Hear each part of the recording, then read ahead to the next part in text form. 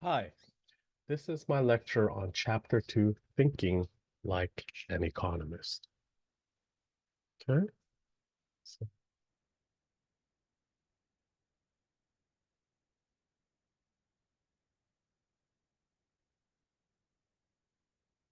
so an overview of the chapter is the following. What we are going to do is learn about econo who are economists and what do they do. Okay, we're also going to learn about what models are and how do economists use them. Then we are going to get into your first introduction to an economic model, and it's the circular flow diagram, specifically how money flows through the economy.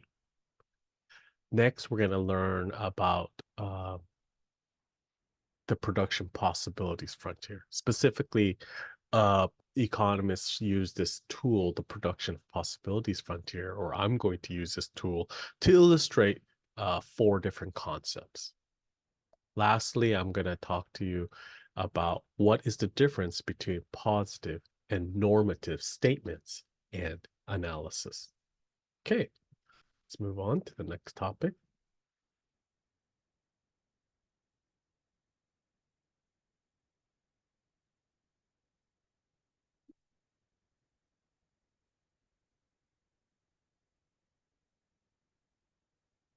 All right, so let's go to the first topic.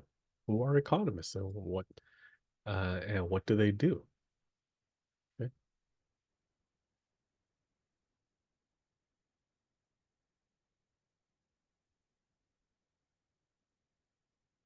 There are many different types of economists out there.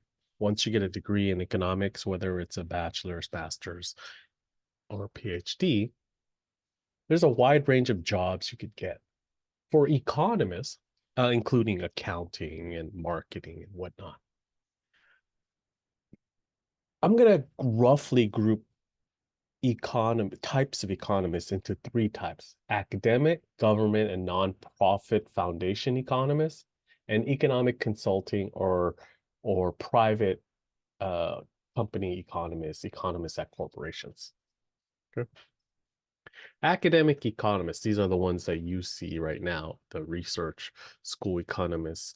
And there's two different types. They both are quote unquote professors, but they're two different types. There's a research school economists. These are the economists at the UCs, Harvard, Ohio State. Okay. The economists that are hired here, they're researchers first and teachers second. Okay, they're focused on doing their research, uh, trying to come up with bleeding edge theories and do research on whether these theories are correct or not. And then, oh, by the way, they have to teach because to pay for the rent, the school, for the school to pay for its rent, they collect tuition from students. These students need teachers. All right, the next type of professors out there are teaching school economists. These economists or professors teach first, research second. These are professors at the Cal State, Dartmouth, Pomona System, liberal arts schools. They're focused more on teaching. And oh, by the way, they got to do some research. Okay. The next type of economists out there are someone like me, government or nonprofit foundation economists. We are hired by the government or these nonprofit foundations to perform a specific task.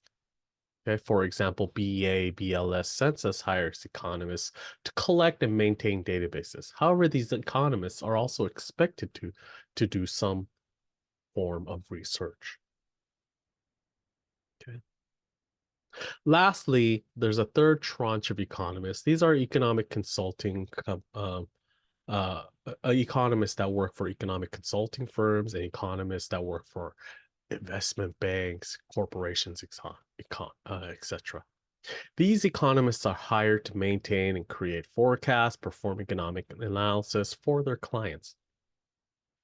And the main difference, I would say, between these economists and the previous two is one, they get paid a lot of money. Why? Because sometimes they have to be a bit more creative. The answers can be dictated by the client's needs.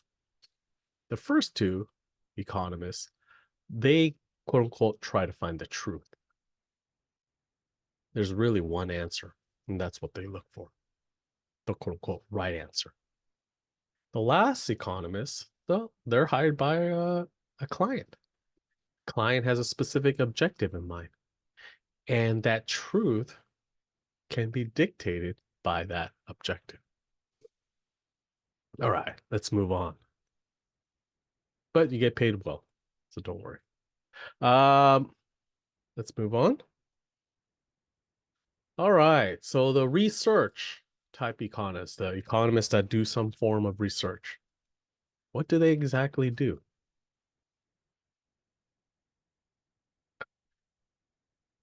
Now, these economists are scientists, and economics is a science. It's a social science since we study people. And it can be very difficult to perform research in social sciences because people are strange. They behave all kinds of erratically and differently. Economists are scientists because we apply the scientific method. What is the scientific method? It's the dispassionate development and testing of theories about how the world works. Okay. Specifically, you devise a theory, collect data, analyze the data to refute or verify the theories, and you rinse and repeat. The cycle continues on forever, and this is what research is. Now, let's move on. I'm going to clear this.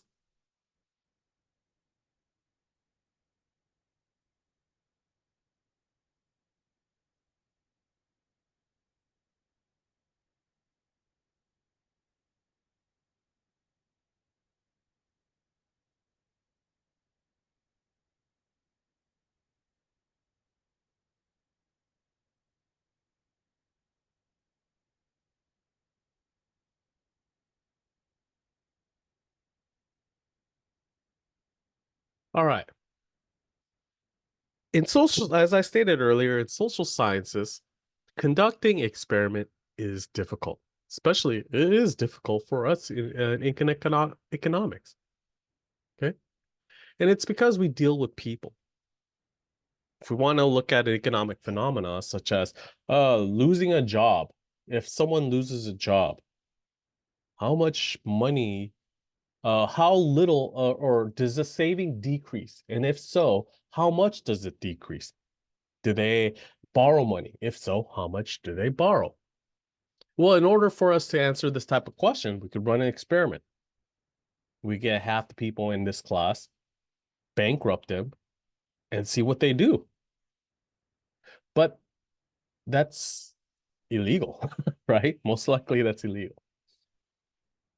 And so it's very difficult for us to study these kind of questions, these economic questions, because we can't really do that in a laboratory setting.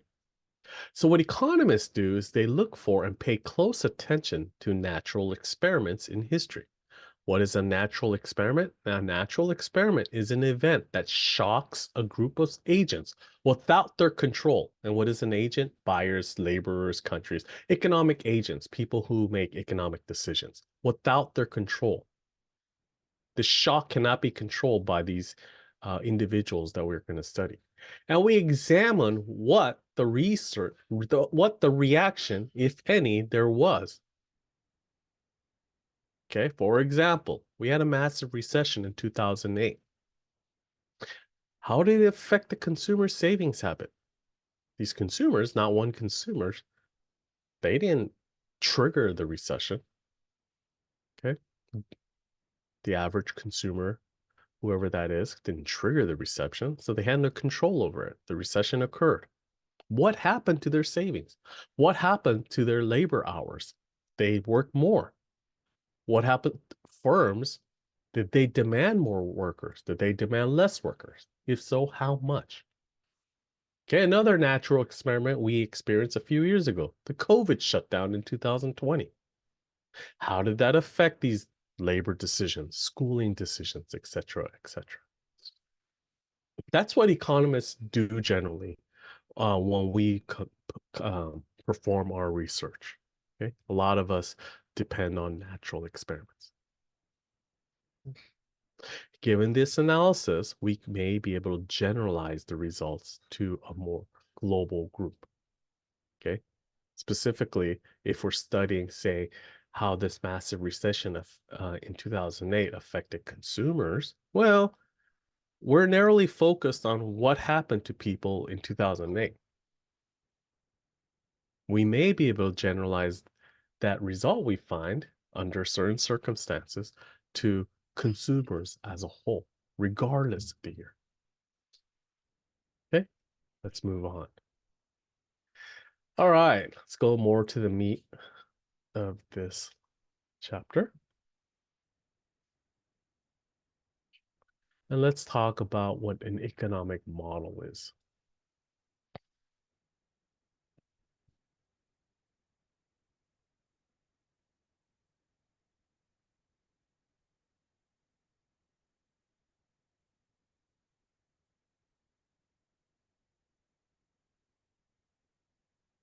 All right, economic model. What is an economic model?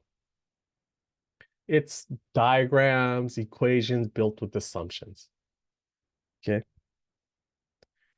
It's a bunch of equations and pictures to try to answer a specific question. And the world is a very complex place. And in order to us, quote unquote, to model the whole world is very difficult. It would take many, many complex equate mathematical equations. Okay. Maybe almost impossible to do. And because of that, to be able to answer questions now, roughly, we use assumptions. What are assumptions? Simple. These assumptions are we assume something is fixed at a certain number. Why do we do this? We simplify the complex world so we can understand what we're trying to study. We try to make our study cleaner, focus our analysis at that specific problem at hand. Okay. But we need to be careful in deciding uh, these assumptions and implementing these assumptions. We do not want these assumptions to direct our conclusion. Okay. They're there to focus our analysis, but we don't want the assumptions to influence the result. Okay. All right, let's move on and let's introduce you to the first model. Let's make what we're studying more concrete. Introduce you to the first model. And this is called the circular flow diagram.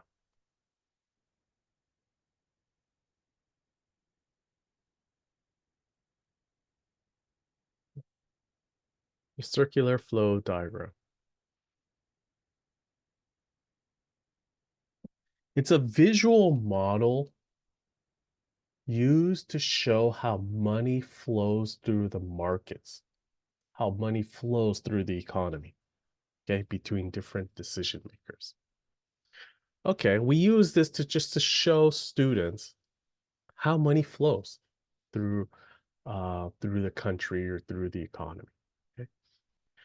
Um, to to create the classic circular flow diagram, we're going to have the following assumptions.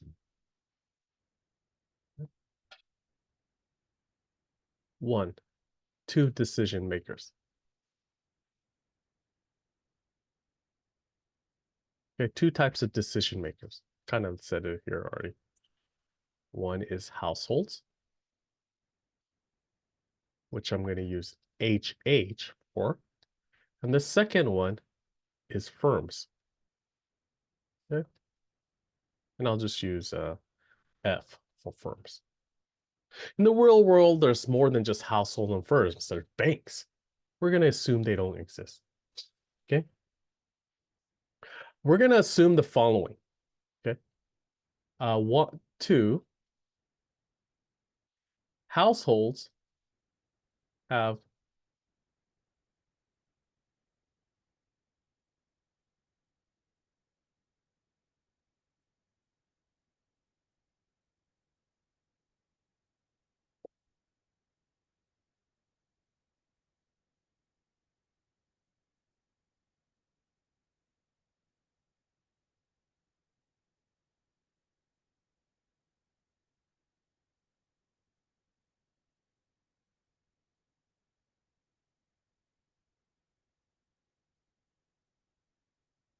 households are born with all of the inputs or raw materials and assets, the resources. Okay. Households own the land. Okay.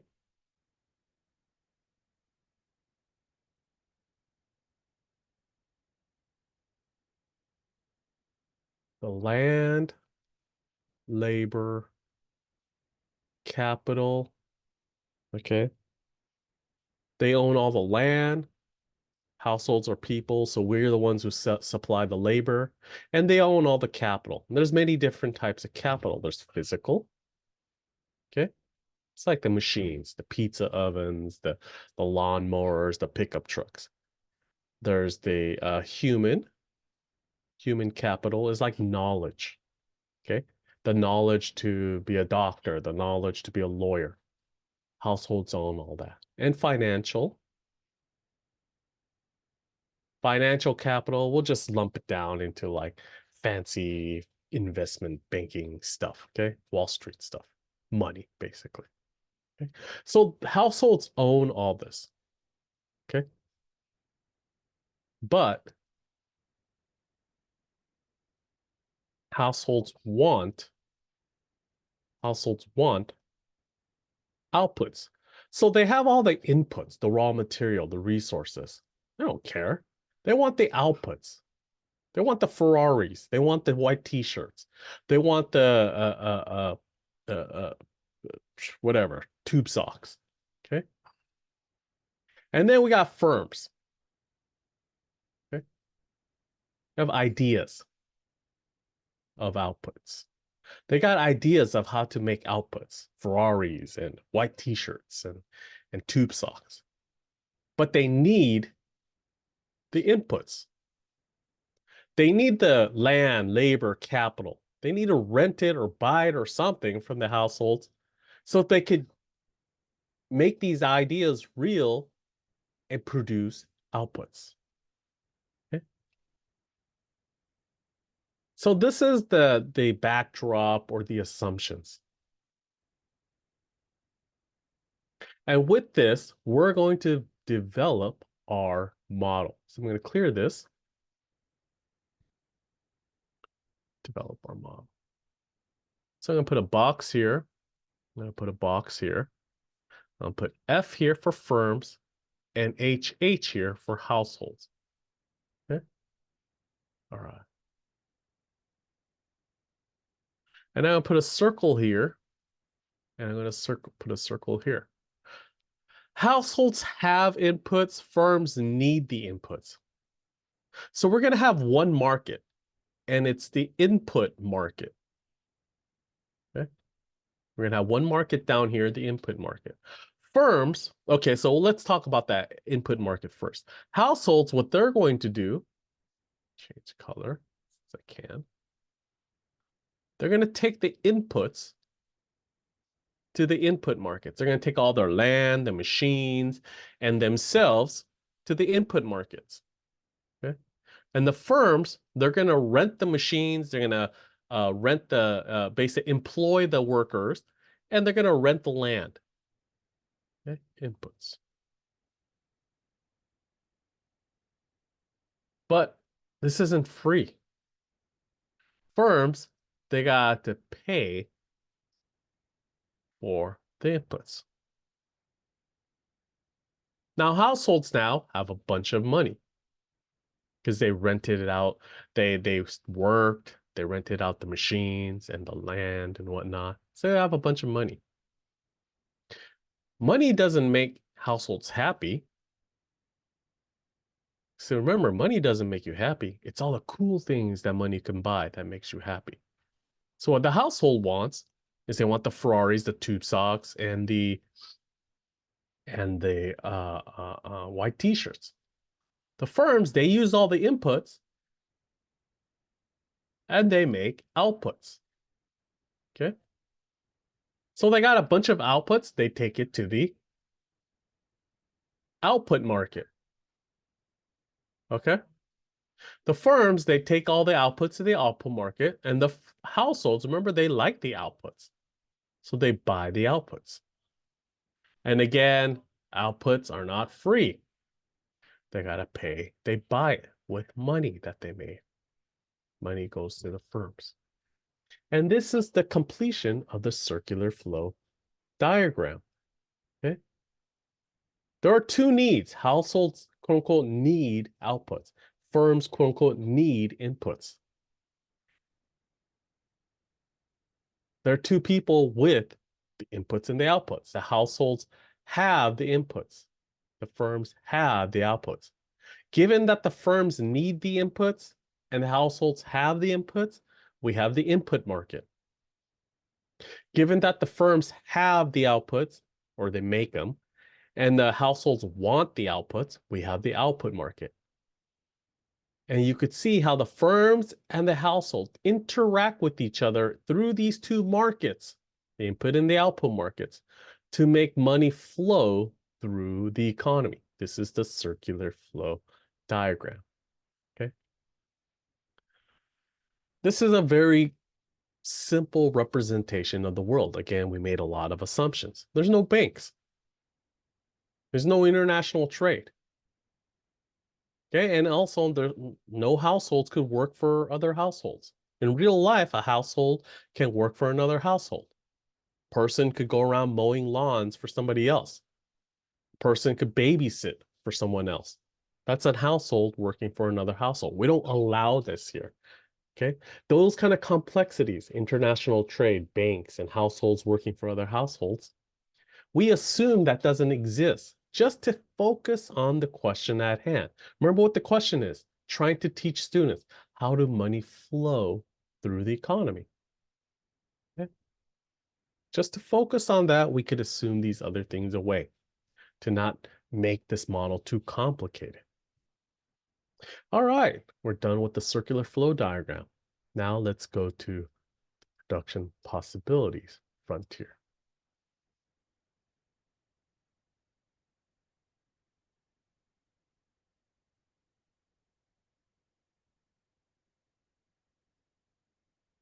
Production possibilities frontier.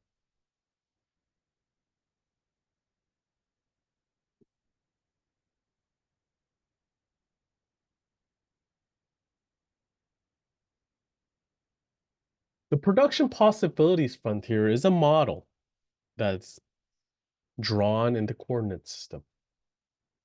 And it shows the combination of outputs that an economy can produce given the available factors of production or the inputs that exist in that economy as well as the technology in that economy. Given a certain technology level, given a certain acreage of land that that economy has, given the number of people that have, given the capital, the machinery that they have, we could figure out the output that the economy can produce. Okay. Because I'm teaching on, and I'm very horrible at drawing 3 dimensions, we're going to assume a 2-dimensional world and only 2 outputs can be created. Okay. So let's do this.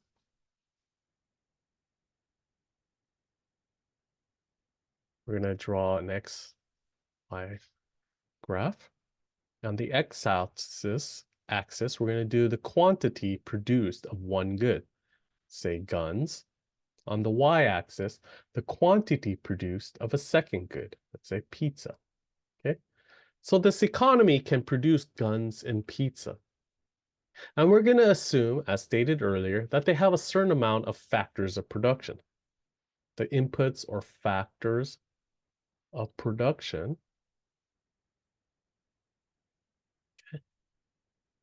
they have certain amount of, we're going to say they have a certain amount of labor. L is equal to L bar. L bar is some number. When I put a bar over a letter, that means it's fixed at a certain number. Labor is equal to labor bar to, we're going to just make capital. K is for capital. This is labor. Is fixed at K bar. Okay. Um, 3, land. Oh, I don't know how to do land. L is for labor. Land is equal to land bar. And 4, technology. In economics, we use A for technology. Okay. A is equal to technology. And that's fixed at certain level. I don't know, technology bar 1990 or something. Okay. We have the technology of the 1990s. Okay. And given this, this economy can produce a certain amount of pizza and guns. Okay. There's different ways of drawing a PPF. In chapter 3, you're going to learn about the classic straight line PPF like that. For now, we're going to draw a quarter circle as our PPF. Quarter circle. That's our PPF. Okay. This is our PPF, or it's called a production possibilities frontier. Production possibilities frontier. Okay. Okay. Here, if you're at, say, point A, you're producing a ton of pizza. I don't know, let's say 100 slices of pizza, but 0 guns. If you're at point B, you're producing, I don't know, 50 slices of pizza and I don't know, 45 guns. And if you're at point C, you're producing, I don't know, 25 slices of pizza and 45, I don't know, 110 guns. Okay. So that's what the PPF shows you. How much guns and pizza, how many guns, how many slices of pizza that the economy can produce. And each point represents a different combination of produced pizza and guns. And we're going to use this concept and this model, PPF model, to answer 4 questions. Explain the difference between efficiency versus inefficiency, or efficient versus inefficient use of labor, land, capital, attainable versus unattainable output and corresponding consumption, the concept of opportunity cost, and the concept of factor specialization. Okay, so we're going to answer these. So what I'm going to do is clear my PPF model and redraw it so I could answer each one of these questions.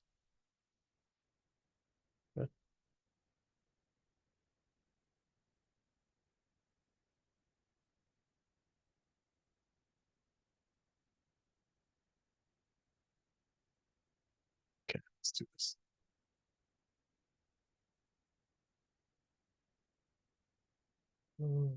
Yes.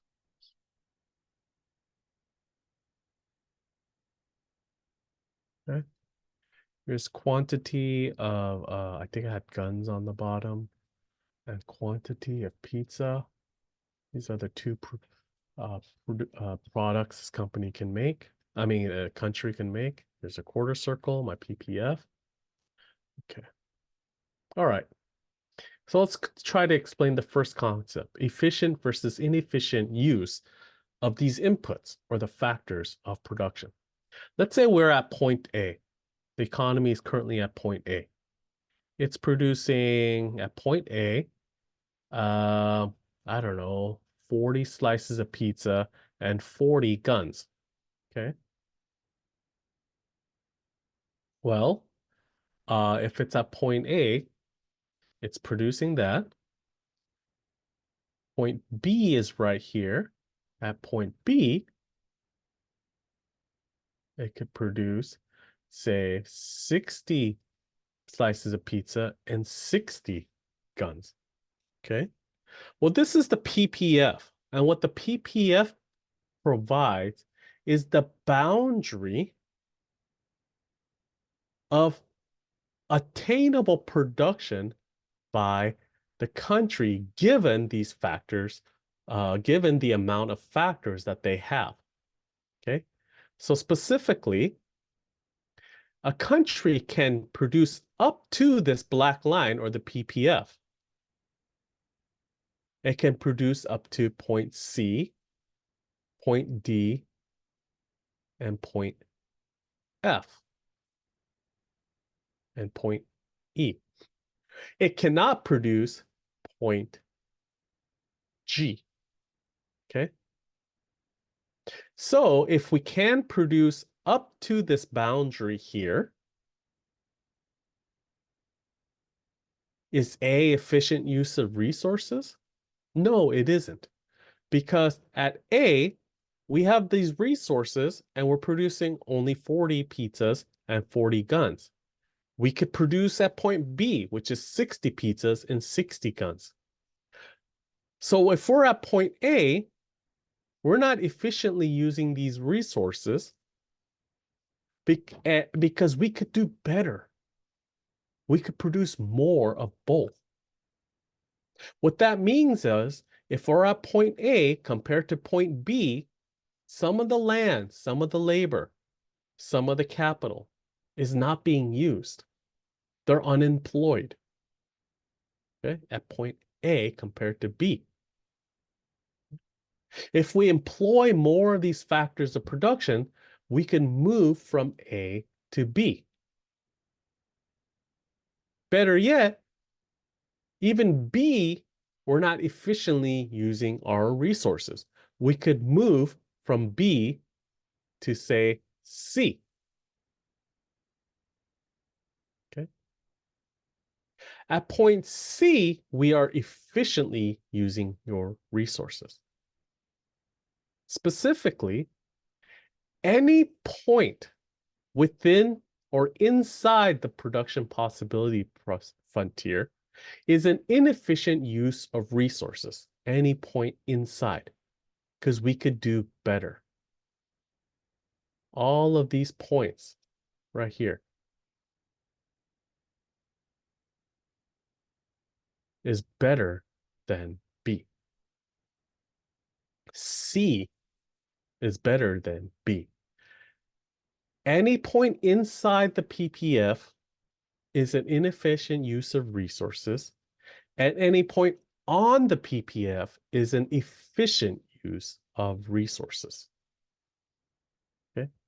Because we can't do better than that, better than C. We cannot do better than E. All right. So we answered this one, and I think we kind of answered the second one, attainable versus unattainable. Any bundle of pizza and gun production that's on or inside the PPF is attainable. Okay.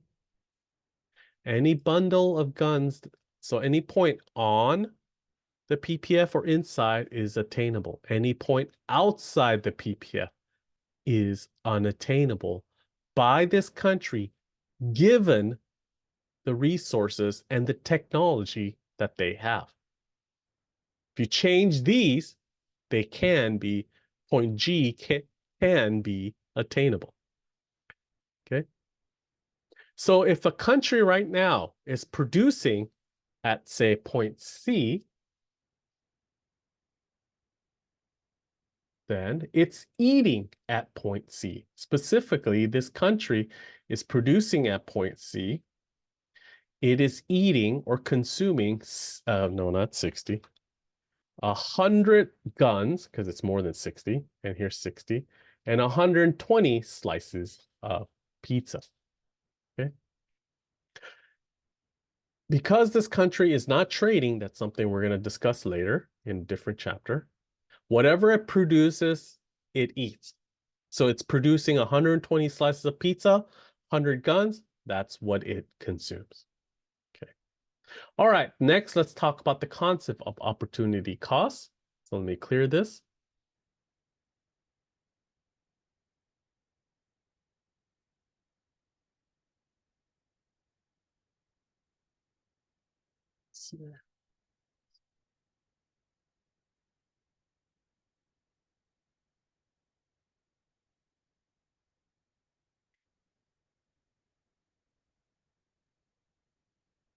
Let me redraw this better.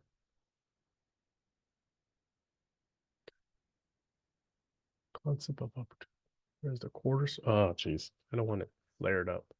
Quarter circle, something like that. Okay. So we're at point A, and this economy decides it wants to make 120 slices of pizza and 0 guns. And they realize, oh, we're getting invaded by everybody around the world because we have no way of protecting ourselves. So let's make some guns. All right, so let's go to point B. And let's make, I don't know, 40 guns. Well, making a 40 guns is not free. It costs the economy something. Because the economy is producing on its PPF, it's utilizing all its resources. To be able to make 40 guns, okay, going from 0 to 40 guns, it has to give up some production of pizza. Okay, I don't know, let's say from 120 to 100. So it has to give up 20 pizzas to make 40 guns.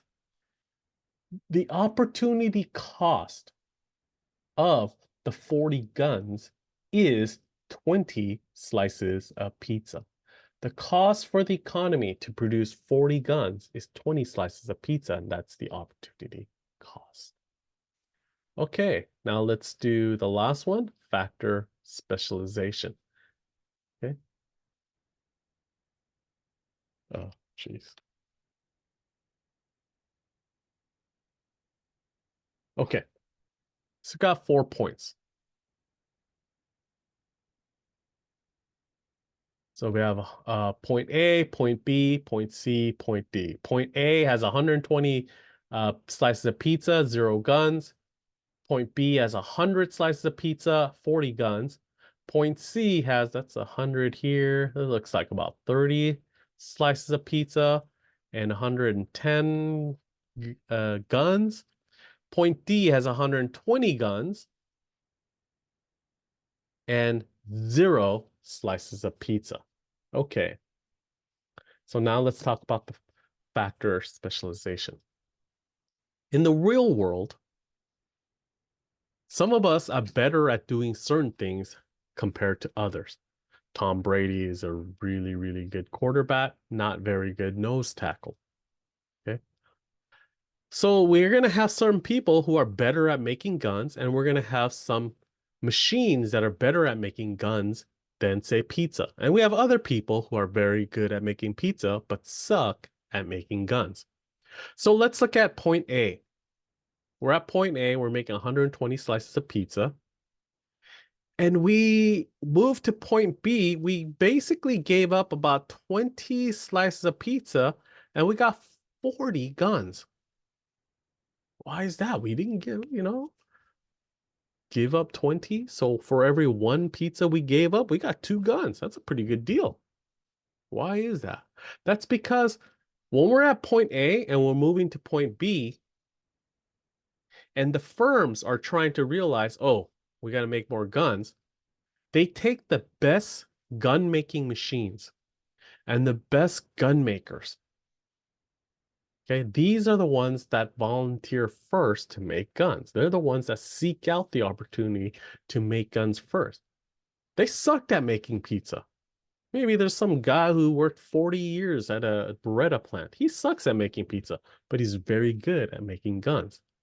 So when they want guns, he goes over to make guns first. We don't lose much in pizza production because he didn't really produce pizza well. but man, he's making a lot more guns. And the gun making tools, they weren't very good at making pizza, but they're very good at making guns. So when these specialists in making gun move over from making pizza to guns, we don't lose much in pizza production, but we gain a lot in gun production. Same is true from moving from C to D. At point C, we have 30 pizzas and 110 guns.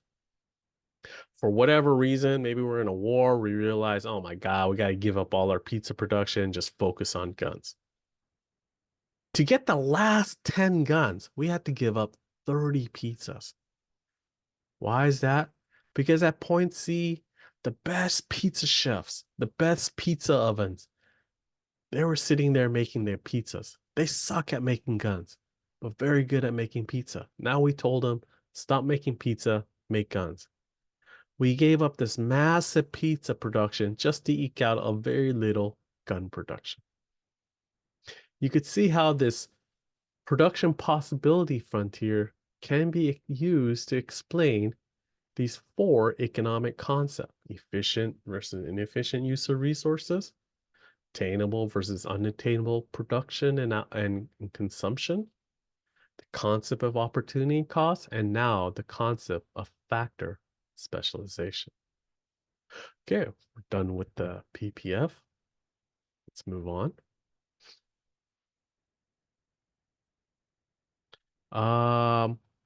What now I'm going to do is talk about comparative statics in PPF land. Forgot to do that. Okay, what is comparative statics? Change an assumption and see what happens. Okay. Specifically,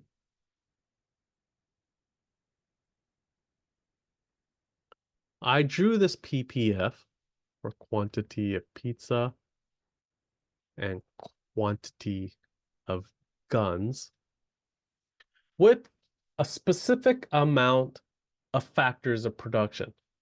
We had labor is equal to L bar, capital is equal to K bar, land is equal to land bar, and technology is equal to the technology level of the 1990s. If we change any of these assumptions, it's going to change our PPF. Specifically, let's say we had an increase in immigration, increase in immigrants. Okay. What happens to the PPF? Well, if you have increase in immigration, labor increases. One of you guys will say, okay, well, that means the PPF is going to go outwards like that. Perfectly right answer. Another one of you guys will say, well, I don't know. I think you're going to make an assumption that, oh, I think these are like hardcore pizza makers and not very good at gun production. So it's going to go out something like this. If I didn't give you any more information other than this, that's a perfectly reasonable answer too. And the last one of you will say, no, no, no, I think these guys are like crazy gun makers from the AK factory or something. They suck at making pizza. So it's going to look like this. That's, again, a perfectly reasonable answer given the question that I asked. If I ask you a vague question, there's three different answers, possible answer. Okay. And I am accepting of all three of them. Okay. However, if I asked only a very specific question, say, uh, the immigrants are very good at making pizza compared to guns, then this is the right answer, the red line. Okay. So that's what comparative statics is. Change an assumption, see what happens. All right, let's clear this, and now we can move on.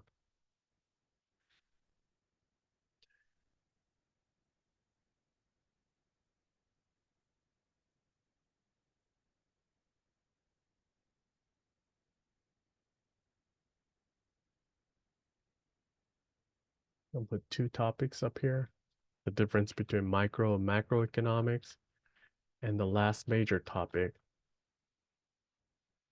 which is the difference between positive and normative analysis. Okay, what is microeconomics? What is macroeconomics? What's the difference? Uh, Microeconomics is a study of how individuals behave, how individual households, individual firms, how they make decisions and how they interact in the marketplace. We're focused on the individuals, not the economy as a whole. Macroeconomics is the study of the economy as a whole. We study stuff like inflation, unemployment of everybody in the economy. I mean, in general, right? Unemployment, not just one person's unemployment, but unemployment when it relates to the economy as a whole. Economic growth. We look and study the whole economy. That's basically the difference, okay? All right, let's move on. Positive versus normative analysis. Economists are generally dispassionate scientists. Nevertheless, sometimes economists are policy advisors and they give opinions. Most economists out there are make and enjoy um, working in the world of positive statements and analysis. Okay? We attempt to what is a positive statement? What is a positive analysis? A positive statement or analysis attempts to describe the world as it is. It's descriptive. It can be confirmed or refuted by examining evidence. It's objective, scientific, involves question of fact, and deals with the question of what it is, what was, or will be.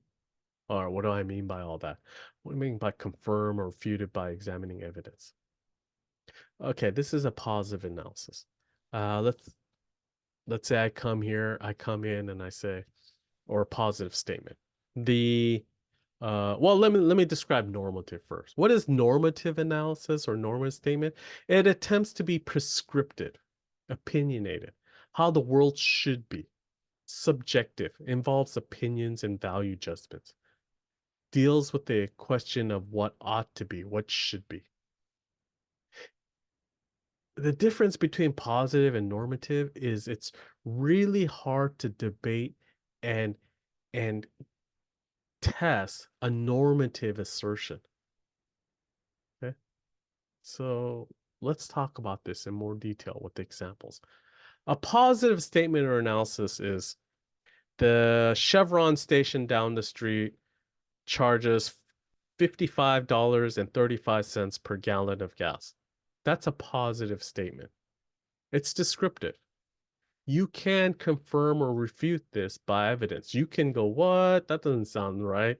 Go down the street, go to the Chevron station, take a picture, $7 or $5.55, come back to me and say, you're wrong. Here is evidence showing that you are wrong. Okay? What is a normative statement? I come and say to you, gasoline prices are too high. What does too high mean?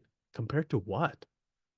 You could say gasoline prices are too high. I could think gasoline prices are too low. We would argue until we're both blue in the face. And because it's an opinion, we wouldn't be able to convince each other. Who's a better quarterback, Joe Montana, Steve Young? Terry Bradshaw. You know, it's hard. Those are opinions, and we will just argue forever. Okay? So that's the difference between positive and normative statements and analysis. The last part of this I'm not going to have on a test, but I just want to show you some information and what we are going to study in this class uh, in the next several chapters. These are subjects most economists agree on. Most economists agree a ceiling on rent reduces the quantity and quality of housing available.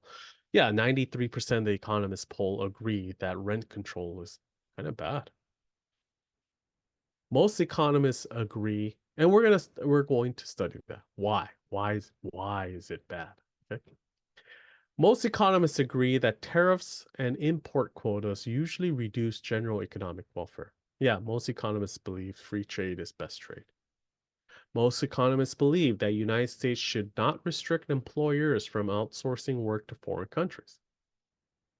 Yeah, most economists believe that using uh, uh, call centers in what India and whatnot, Philippines, perfectly reasonable. We're going to study that. Most economists believe that the United States should eliminate agricultural subsidies.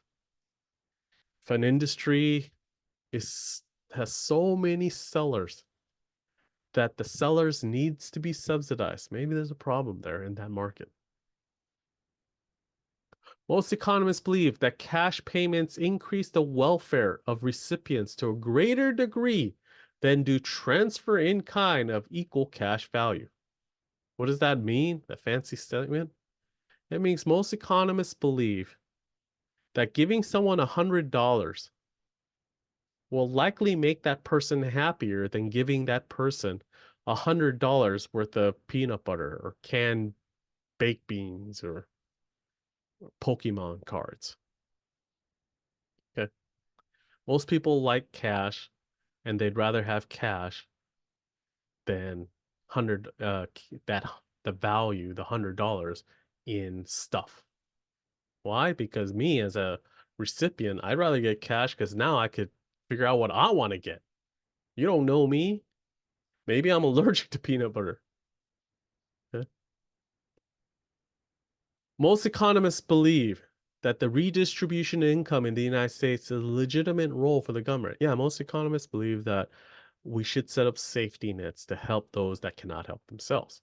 And most economists believe that a minimum wage increases unemployment among young and unskilled workers.